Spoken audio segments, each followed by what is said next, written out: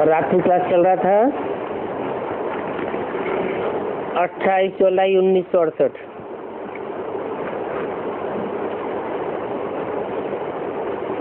चौथे पेज की आदि में बात चल रही थी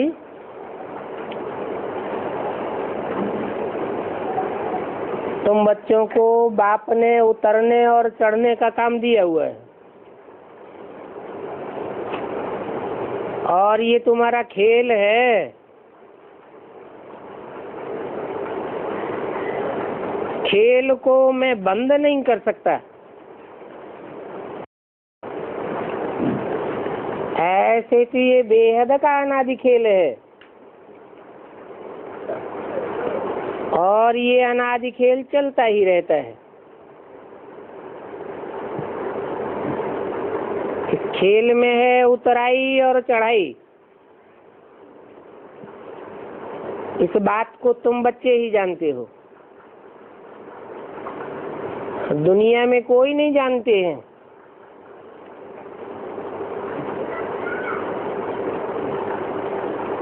जितना यज्ञ की सर्विस करेंगी,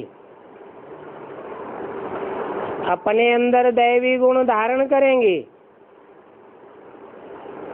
उतना ही ऊंचे पद पावेंगे। तो अपने ऊपर ध्यान रखना है।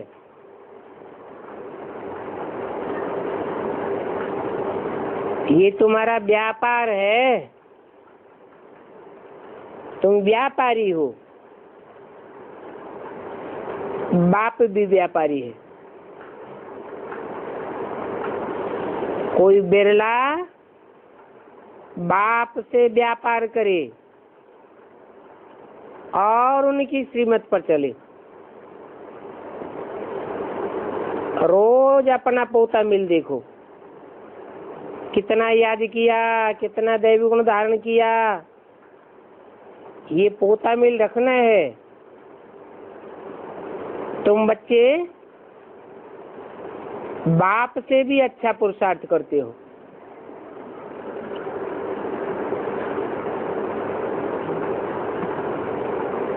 क्योंकि तुम अपना खाता रखते हो।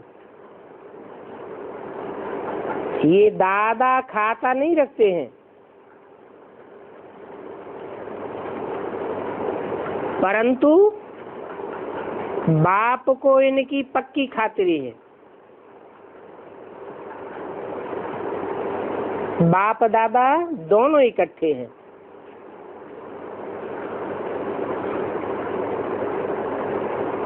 बाप दादा सुनते ही रहते, तो ये पोता मेल रख करके क्या करेंगे? इनकी तो सर्टेन है, सूक्ष्म वतन में भी देख करके आते हैं। अपना पोता मेल रखना अच्छा है, फायदा देखते रहेंगे तो खुश होते रहेंगे। इतनी जब मेहनत करो तो खुशी का पारा भी चढ़े। इसलिए कहते हैं कि अपना रजिस्टर रखो।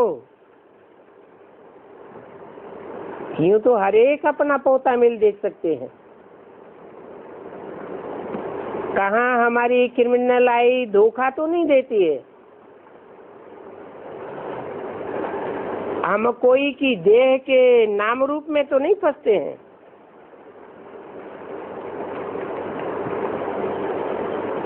पुरुषार्थ करके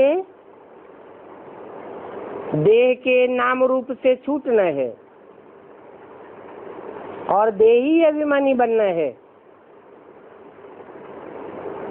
अभी तो बहुत टाइम पड़ा है। कब?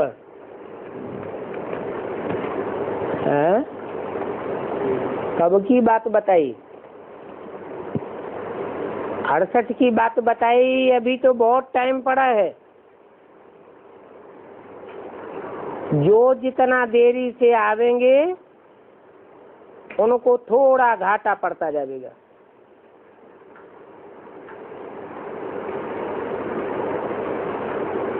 कहाँ देरी से आवेंगे? ज्ञान में देरी से आवेंगे उनको घाटा पड़ता जाएगा। मुरली में तो बोला है, क्या बोला है? लास्ट सो फास्ट चले जाएंगे।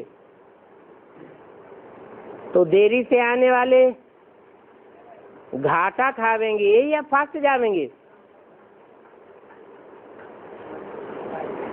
हैं? फास्ट वो जावेंगे जो यज्ञ के आदि में भी पहले पहले आए होंगे।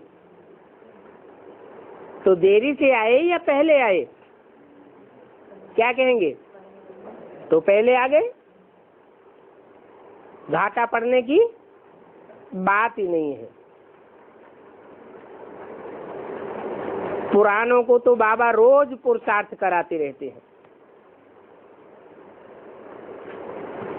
ओल्ड इज गोल्ड कहा जाता है। बाकी जिनकी तकदीर में नहीं है उनसे पुरुषार्थ भी होता नहीं है। पुरुषार्थ नहीं होता है तो बाप को याद नहीं कर सकते हैं, क्योंकि उनकी तकदीर में ही नहीं है।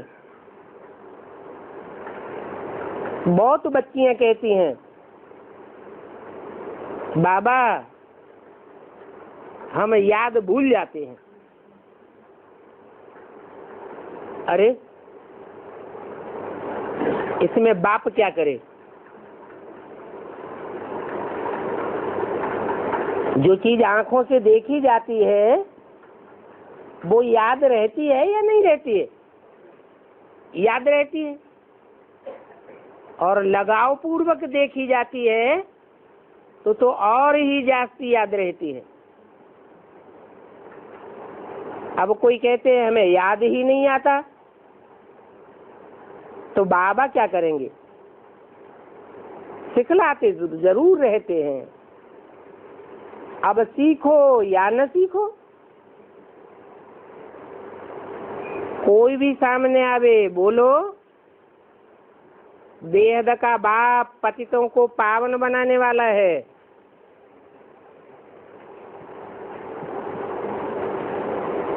तो पतित पावन बाप को याद करेंगे तो पावन बन करके पावन दुनिया में चले जाएंगे।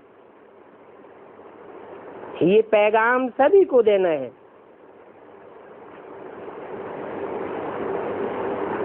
बेहद के बाप से स्वर्ग का वर्षा मिला था। भारत स्वर्गवासी था, अभी भारत नरकवासी है। अभी तुम पुरुषोत्तम संगम युग पर हो। जब तक बाप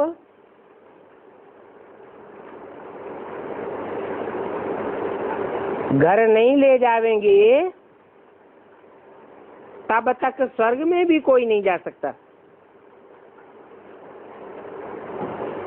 घर जाने के लिए और स्वर्ग में जाने के लिए सब नंबरवार पुरुषार्थ करते ही रहते हैं। अभी भी कल पहले मिसल पुरुषार्थ कर रहे हैं। पुरुषार्थ के बगैर कोई रह भी नहीं सकता है। कुछ न कुछ पुरुषार्थ जरूर किया जाता है और हर बात में पुरुषार्थ करना होता है। सोने के लिए भी पुरुषार्थ करना होता है। फिर सवेरे उठ करके बाप को याद करने का पुरुषार्थ करेंगे। पुरुषार्थ से ही प्रारब्ध मिलती है और सबसे जास्ती पुरुषार्थ कराने वाला है ऊंचे से ऊंचा बाप। वो आकर के तुम बच्चों से पुरुषार्थ कराते हैं। नाम ही है पुरुषार्थ। पुरुष आत्मा को कहा जाता है। आत्मा के अर्थ कल्याण कराने वाला एक बाप ही है। बाकी तो देवान बढ़ाने वाले हैं। तुम बच्चे जानते हो कि हम भगवान के साथ रहते भी हैं।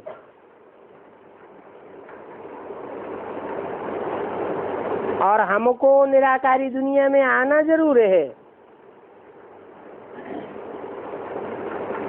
भगवान पढ़ाते हैं तो हमको भगवान भगवती कहलाना चाहिए। परंतु फिर भगवान भगवती तो साकार में चाहिए ना।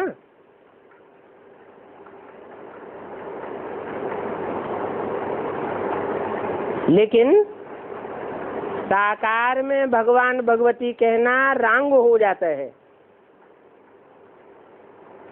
क्यों क्यों रंग हो जाता है? क्योंकि भगवान तो एक को ही कहा जाता है। भगवान के साथ भगवती होने की बात नहीं है। हाँ, भगवान आकर भगवान भगवती बनाते हैं तो कोई भी मनुष्य को भगवान नहीं कहा जा सकता। मनुष्य कहा ही उनको जाता है जिनका मन चलायमान हो। भगवान का तो मन चलायमान होता नहीं है। भगवान तो आकर के पढ़ाते हैं मनुष्यों को। क्या पढ़ाते हैं? अपन को आत्मा समझ, मुझ बाप को याद करो। तो जो आत्मा बनने की पढ़ाई पढ़ाते हैं वो तो जरूर आत्म की स्थिति में रहते होंगे। साकार तो नहीं है। बनाने वाला सदैव निराकार है। निराकारी, निर्विकारी, निरहंकारी है जो भगवान भगवती बनाते हैं। मनुष्यों ने ये इज्जत दे दी है जो भगवान के साथ भगवती कह देते हैं। नहीं तो भगवान है एक निराकार। भगवती भगवान वो तो फिर शरीरधारी होने चाहिए। इसलिए फिर उनको देवता कहा जाता है। लक्ष्मी नारायण को भगवान भगवती कहेंगे परंतु भगवान तो एक बाप को कहा जाता है। बाप आकर के समझ देते हैं और पढ़ाते हैं। खुद कहते हैं मैं तुमको राजाओं का राजा बनाता हूँ।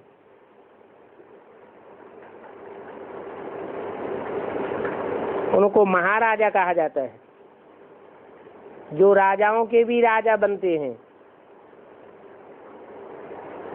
तुम कहते भी हो हम महाराजा बनेंगे, बाप भी कहते हैं हाँ बच्चे पुरुषार्थ करो, तुम्हारी तो अहम ऑब्जेक्ट ये है, इसलिए खूब पुरुषार्थ करो। समझते हो, सारी डायनेस्टी यहाँ संगम युग पर स्थापन होनी है।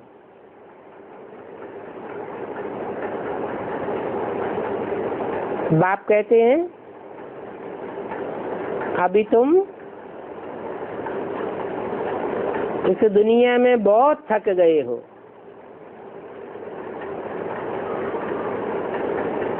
अभी तुम चलो शांति धाम। जैसे सारा दिन मनुष्य काम करते हैं तो थक जाते हैं ना, तो रात में जाकर सो जाते हैं, वो तो है स्थूल बात। यहाँ इस दुनिया में तुम आते हो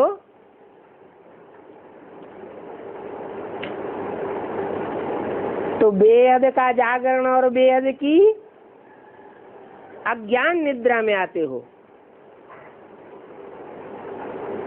वहां शांति धाम में ज्ञान नहीं रहेगा। जैसे तुम सो जाते हो तो कुछ ज्ञान नहीं रहता है, सोने के बाद तुम्हारा सभी दुख दूर हो जाता है, शांति में चले जाते हो। सारी दुनिया को शांति का सुख का सहारा अभी एक ही है। तो मीठे मीठे बच्चों को अतीन्द्रिय सुख में खुशी में रहना चाहिए। कब कब दिल में आता होगा कि जल्दी सतयुग आ जावे तो हम जावे, परंतु नहीं, अभी तो बाप हमारे साथ है। फिर सतयुग में तो बाप हमारे साथ नहीं रहेगा। अभी तो जितना हम बाबा के साथ रहें उतना हमारे लिए अच्छा है। बाबा हमारे लिए कितनी मेहनत करते हैं हमको राजा बनाने के लिए। प्रजा भी जरूर बनानी है। इसे कलयुगी बंधन का नाता तोड़ना है, शूद्रों से नाता तोड़ना है और ब्राह्मणों से नाता जोड़ना है। ये सारी दुनिया शूद्रों की है। शूद्रों की दुनिया में कितनी खिटखिट है। इस दुनिया में ममत्व को तोड़ना बड़ी भारी हिम्मत चाहिए। परिवार को राजी रखने के लिए भी युक्ति से चलना चाहिए। समझो, परिवार वाले भक्ति न करने से नाराज हो जाते हैं, तो उनको खुश करने के लिए मंदिर में जाकर के शिव बाबा को याद करते रहो। क्या कोई सोचते होंगे कि परिवार वाले नाराज होते हैं, हम भक्ति नहीं करते हैं, मंदिर में नहीं जाते हैं। तो बाबा ने रास्ता बता दिया। क्या रास्ता बताया? भले मंदिर में जाओ, परिवार वालों को खुश रखो, लेकिन अंदर में बाबा बाबा को याद करते रहो। ऊपर ऊपर तुम कुछ भी करते रहो, लेकिन अंदर में शिव बाबा को याद करते रहो। चलो, मिल गई परमिशन।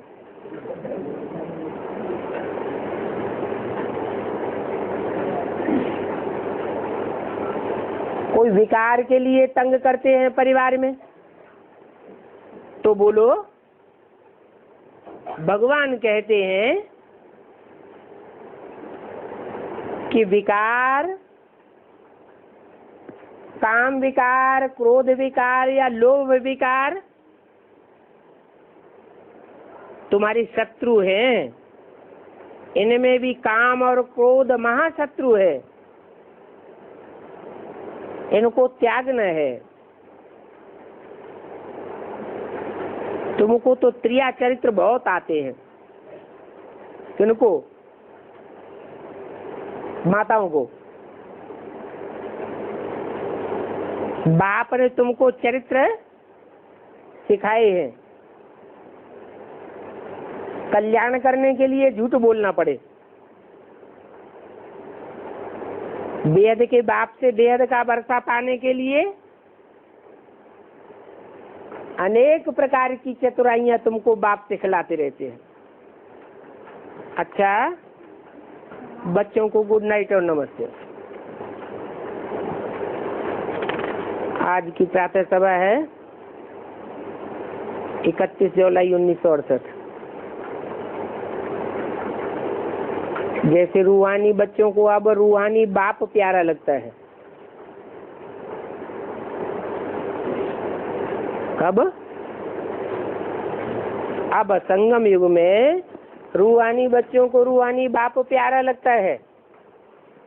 वैसे रूहानी बाप को भी कौन प्यारे लगते हैं? रूहानी बच्चे प्यारे लगते हैं। रूहानी बच्चे किन्हें कहेंगे?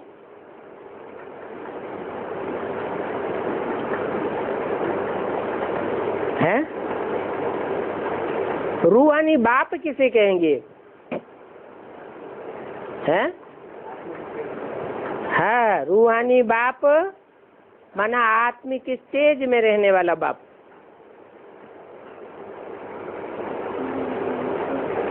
ब्रह्मा को रूहानी कहेंगे या जिस्मानी कहेंगे?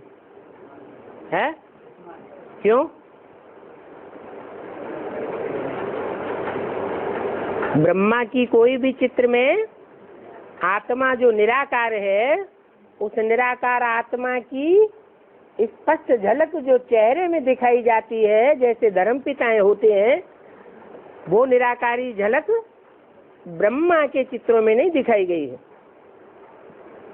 इसलिए कहेंगे साकारी बाप। रूहानी बाप किसे कहेंगे? जिसकी झलक रूहानी स्टेज में दिखाई जाती है, चित्रों में भी देखते हैं। चित्रों में विष्णु को भी मंदिर में दिखाया जाता है, शंकर को भी दिखाते हैं, लेकिन विष्णु की निराकारी स्टेज नहीं दिखाते हैं। कैसी दिखाते हैं? साकारी स्टेज दिखाते हैं। और शंकर की निराकारी स्टेज दिखाते हैं। तो रूहानी बाप को रूहानी बच्चे प्यारे लगते हैं और बच्चों को रूहानी बाप प्यारा लगता है। जिस्मानी बाप प्यारा उतना नहीं लगता है। क्यों प्यारे लगते हैं? क्योंकि श्रीमत पर सारे विश्व का तुम बच्चे कल्याण कर रहे हो। बाप तो है ही विश्व कल्याणकारी, और जो भी कल्याणकारी होते हैं वो सभी को प्यारे होते हैं। जो स्वार्थी होते हैं वो किसी को प्यारे नहीं होते हैं। परमार्थी विश्व कल्याणकारी सभी को प्यारे होते हैं। तुम भी आपस में भाई भाई हो। आत्मा आत्मा भाई भाई हो ना, तो जरूर वो भी एक दूसरे को प्यारे लगेंगे। तुम्हारा बाहर वालों से इतना प्यार नहीं होगा। बाहर वाले मन जो रूहानियत की स्टेज को नहीं जानते हैं, रूहानी प्रैक्टिस नहीं करते हैं, रूहानी बाप को नहीं पहचानते हैं, उन दुनिया वालों से तुम्हारा इतना प्यार नहीं होगा जितना बाप बच्चों का आपस में प्यार होगा। तो तुम्हारा भी आपस में बहुत प्यार चाहिए।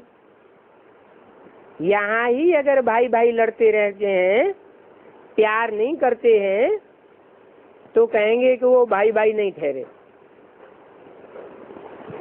तो बच्चों में आपस में आत्मिक लव होना चाहिए,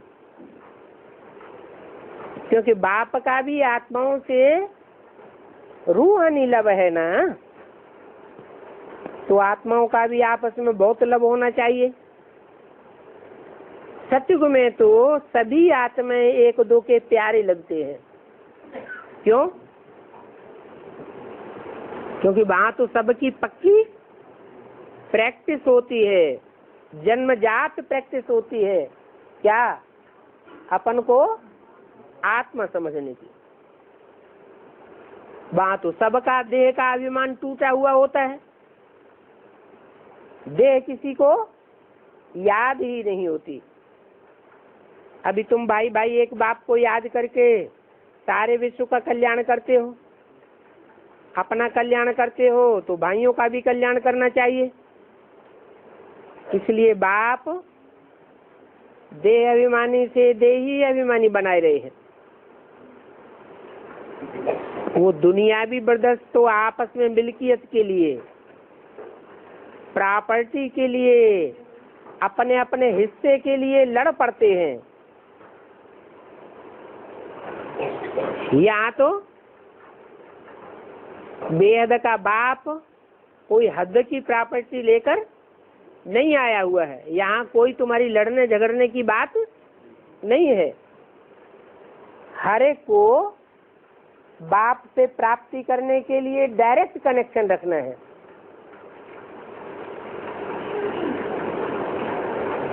क्या?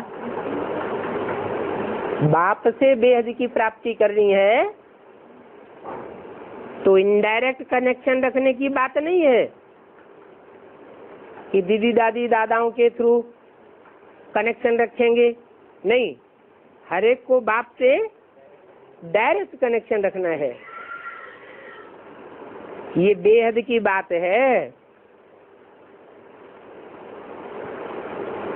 योग बल से तुमको बाप से वर्षा लेना है।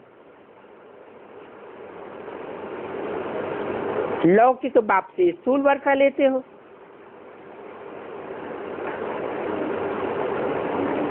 स्थूल वर्षा अल्पकाल का होता है। उस अल्पकाल के वर्षे के लिए तुम कितना लड़ते झगड़ते रहे। ये तो है रूहानी बाप से रूहानी बच्चों का रूहानी वर्षा, और हर एक को डायरेक्ट बाप से वर्षा लेना है। जितना जितना व्यक्तिगत बाप को याद करेंगे उतना उतना वर्षा मिलेगा। व्यक्तिगत व्यक्तिगत माना क्या, और अव्यक्तगत माने क्या? व्यक्त माने क्या होता है? व्यक्त माने जो आंखों से दिखाई दे उसे कहते हैं व्यक्त। और बाप भी व्यक्ति बन करके आता है कि अव्यक्त ही रहता है, व्यक्ति बन करके आता है। तो उस व्यक्तिगत व्यक्ति में आए हुए बाप को जितना याद करेंगे डायरेक्ट उतना वर्षा मिलेगा। अगर बाप देखेंगे कि आपस में लड़ते झगड़ते हैं तो बाप कहेंगे तुम निर्धन के हो, तुम्हारा कोई भी धनी धोरी नहीं है। जो रूहानी बच्चे होंगे, रूहानी बाप के बच्चे होंगे, वो कब आपस में लड़ते झगड़ते नहीं है।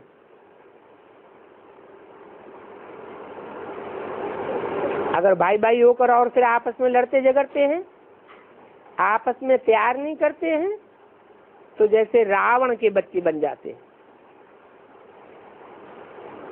उनको कहेंगे वो सभी हैं आसुरी संतान।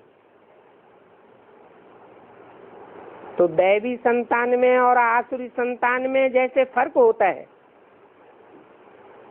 अगर लड़ते झगड़ते हैं तो फर्क ही नहीं रहता, क्योंकि देह अभिमानी बनने से ही लड़ते झगड़ते हैं। आत्मा आत्मा से तो नहीं लड़ती है, देह अभिमान आता है तभी तो लड़ते हैं।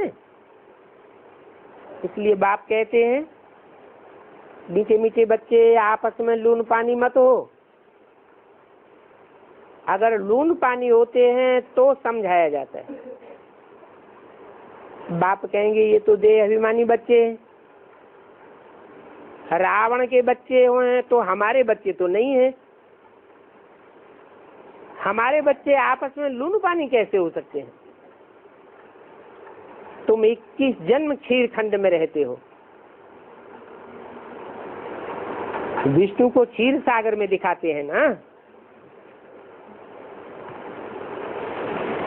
विष्णु अर्थात आपस में संस्कार मिले हुए हैं, पारिवारिक नाता पक्का हुआ पड़ा है। रावण के बच्चे तो लून पानी हो जाते हैं। तो इस ज्ञान में तो देही अभिमानी बनकर के रहना है। अगर कोई की आपस में नहीं बनती है तो उस समय के लिए उनको रावण संप्रदाय कहा जाता है। कहेंगे रावण संप्रदाय की शूटिंग कर रहे हैं, रिहर्सल हो रही है। आपस में लून पानी होने से बाप की पत गवावेंगे। बल ईश्वरीय संतान अपन को कहते हैं, परंतु देखने में तो आसुरी गुण आते हैं। तो आसुरी दुनिया की शूटिंग कर रहे हैं या दैवी दुनिया की शूटिंग कर रहे हैं? वो होते हैं देह अभिमान में। जो देही अभिमानी बच्चे होते हैं उनमें ईश्वरीय गुण होते हैं। यहाँ तो तुम ईश्वरीय गुण धारण करेंगे तो तुमको बाप अपने साथ ले जावेंगे। बाप को मालूम पड़ता है कि बच्चे देह अभिमान में आकर के आपस में लून पानी होकर के रहते हैं, वो तो ईश्वरीय बच्चे नहीं कहला सकते हैं। कितना अपन को घाटा डालते हैं, माया के वशीभूत हो जाते हैं। अच्छे अच्छे बच्चे भी कभी कभी लून पानी हो जाते हैं।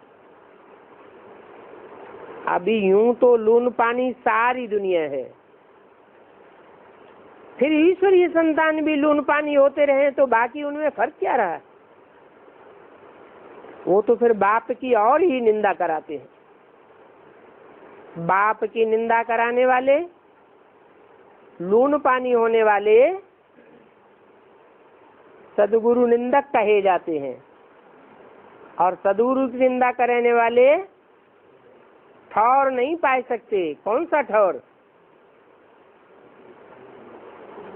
इसी जीवन में जो मुक्ति, जीवन मुक्ति का ठौर तैयार होता है, उस ठौर में उनको ठिकाना नहीं मिलेगा। वो असुर बन जाते हैं। उन असुरों को नास्तिक भी कहा जाता है। नास्तिक होने से लड़ते ही रहते हैं, झगड़ते ही रहते हैं। आस्तिक होने वाले कब लड़ेंगे नहीं। तो न लड़ना यहाँ ही सीखना है। फिर वो संस्कार 21 जन्म तुम्हारे काम आवेंगे। 21 जन्म तुम्हारा आपस में प्यार रहेगा। बाप के बच्चे कहलाए, फिर आपस में भाई भाई नहीं बनते हैं तो उनको तो आसुरी संप्रदाय ही कहा जाएगा। बाप बच्चों को समझाने के लिए मुरली चलाते हैं। देह अभिमान के कारण उन बच्चों को मालूम नहीं पड़ता है कि बाप मुरली चलाते हैं। माया देखो कितनी तीखी है। जैसे चूहा ऐसा काटता है, ऐसी ठंडी फूंक मारता है कि मालूम भी नहीं पड़ता। माया भी बड़ी मुंह मीठी फूंक दे करके काटती है, पता भी नहीं पड़ता है। आपस में एक दूसरे से रूस ना करना, एक दूसरे की बात न सुनना, ठुकराना, ये आसुरी संप्रदाय का काम है। बहुत सेंटर्स में लून पानी होते रहते हैं, फिर भी बाप कहते हैं अभी परफेक्ट तो कोई बना नहीं है। माया जरूर बार करती रहती है। ब्राह्मणियां जो सेंटर की हेड होकर के रह रही हैं, उनके साथ में जो दूसरे मददगार रहते हैं, उन मददगारों के साथ भी रूहानी प्यार चाहिए। रूहानी प्रेम न होने के कारण आपस में ठक ठक कर चलती रहती है। अगर ठक ठक चलती है तो गोया आसुरी संप्रदाय ठहरे। तुम्हारा तो आपस में भाई भाई का प्यार रहे। ऐसा प्यार आपस में रहेगा तो जल्दी कर्मातीत अवस्था बन जाएगी। बल शरीर में हो, शरीर में होते भी भाई भाई का प्यार हो। सेंटर की बड़ी ब्राह्मणियां व ब्राह्मण जो भी होते हैं, उनको फिर दूसरे सहायक मिलते हैं, तो उन सहायकों को बहुत प्यार से, रिगार्ड से चलाना है। अगर उनके साथ प्यार नहीं है, देह अभिमान है,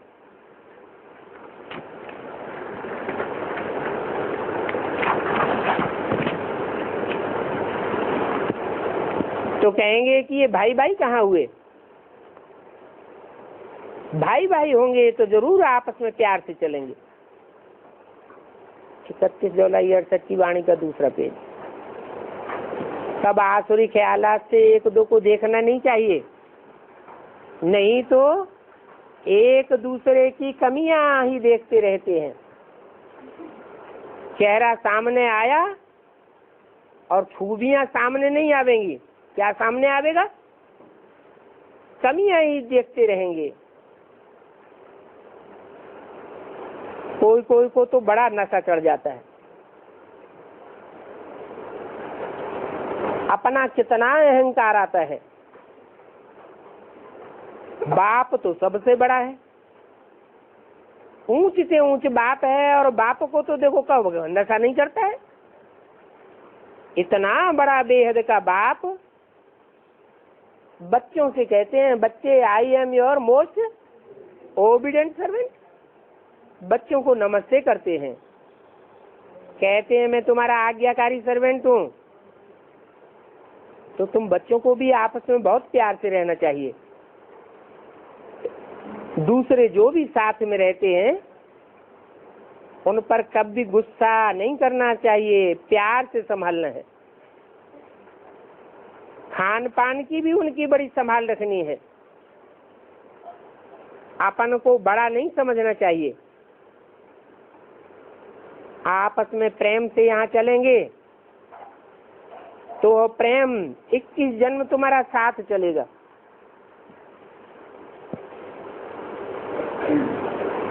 कोई कोई ब्राह्मणियां अपन को बहुत ऊंच समझ करके दूसरों को नीच समझ करके चलती है। देही अभिमानी में कभी भी ऊंच नीच रहना नहीं होता है, बहुत प्रेम से रहना होता है। वहां शेर बकरी भल रहते हैं, वो ऊंच वो नीच, परंतु उनका भी आपस में बहुत लब रहता है। बाप तो देखो प्यार का सागर है, तो सभी को प्यार से ही चलावेंगे।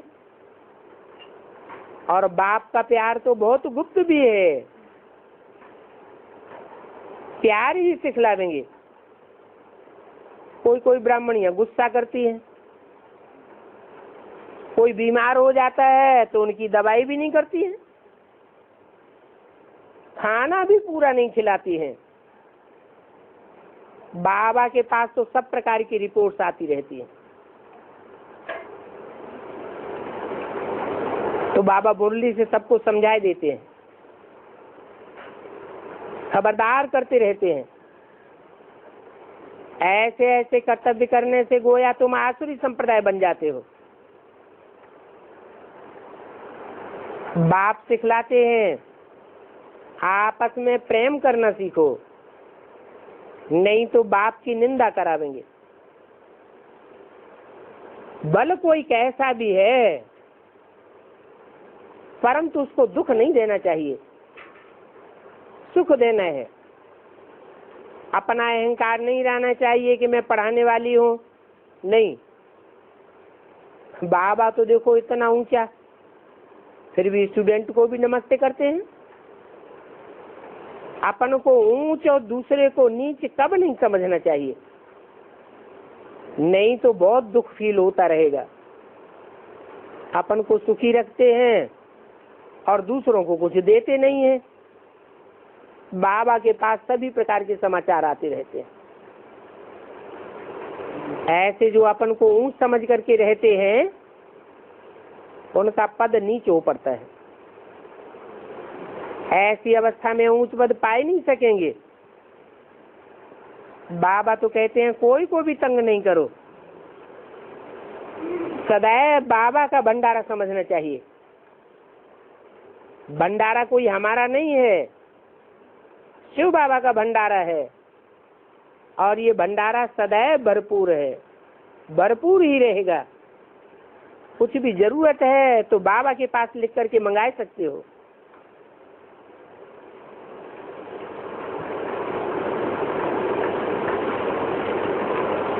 बाबा हम इनको सपोर्ट नहीं कर सकते हैं, तो बाबा मदद देंगे।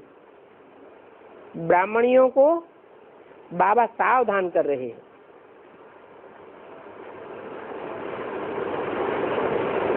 बहुत है जो अपन को ऊंच और दूसरे की परवरिश नहीं करते हैं। अपनी देखो कितनी बहुत अच्छी परवरिश करते हैं, दूसरों को कम करते हैं।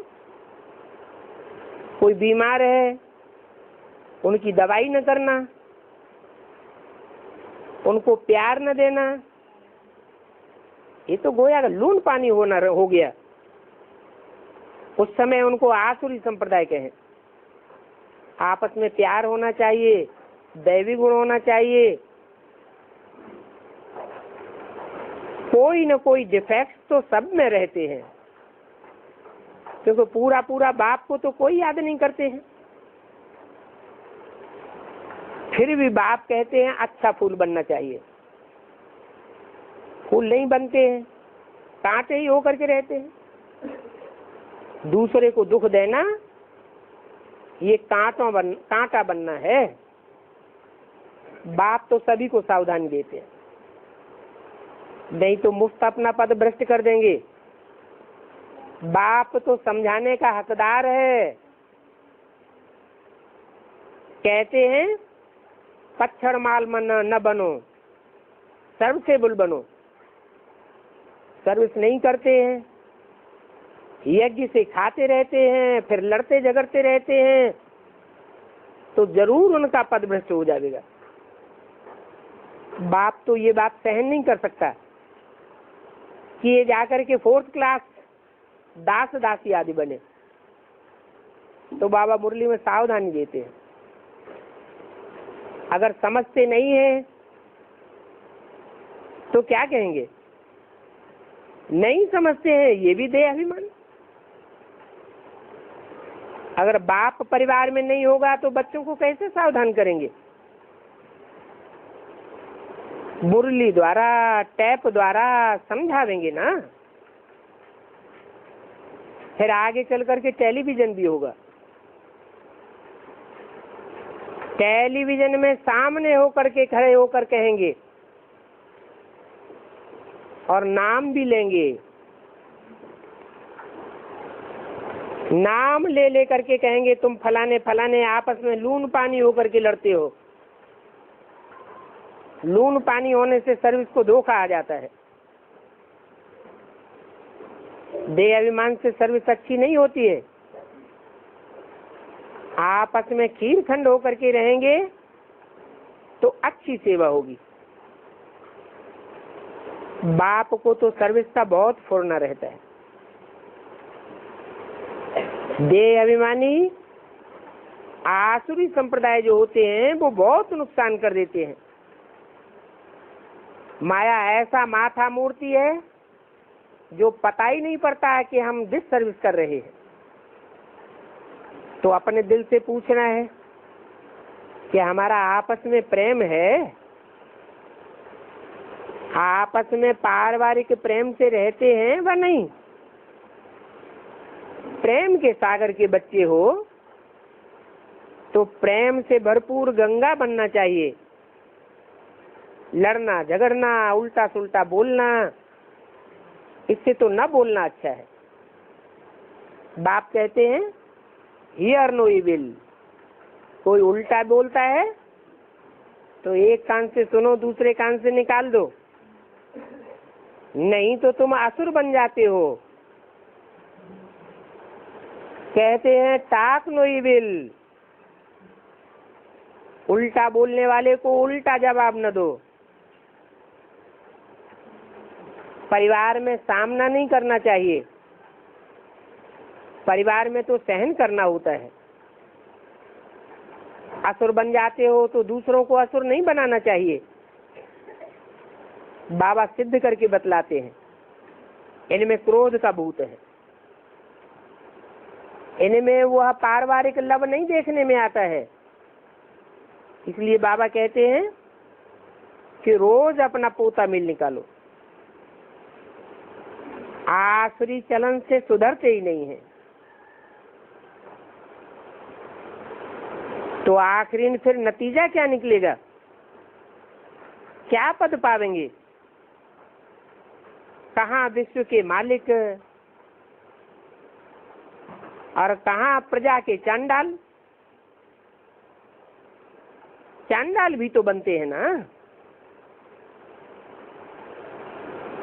बताते हैं कि राजाओं के चांडाल अलग होते हैं, राजघराने के शमशान अलग होते हैं और प्रजा के शमशान अलग होते हैं। चांडालों का भी परिवार होता है, कोई ऊंच कुल के चांडाल, कोई नीच कुल के चांडाल, फर्क तो होता है। तो बाप समझाते हैं कोई भी प्रकार की अगर सर्विस नहीं करेंगे तो तुम्हारा भी ये हाल हो जाएगा, कम से कम पद हो जाएगा। अभी भी अपने कर्मों का साक्षात्कार तो सभी को होता है, तुमको भी आगे चल करके अपने कर्मों का साक्षात्कार होता रहेगा। अच्छा, ओम शांति।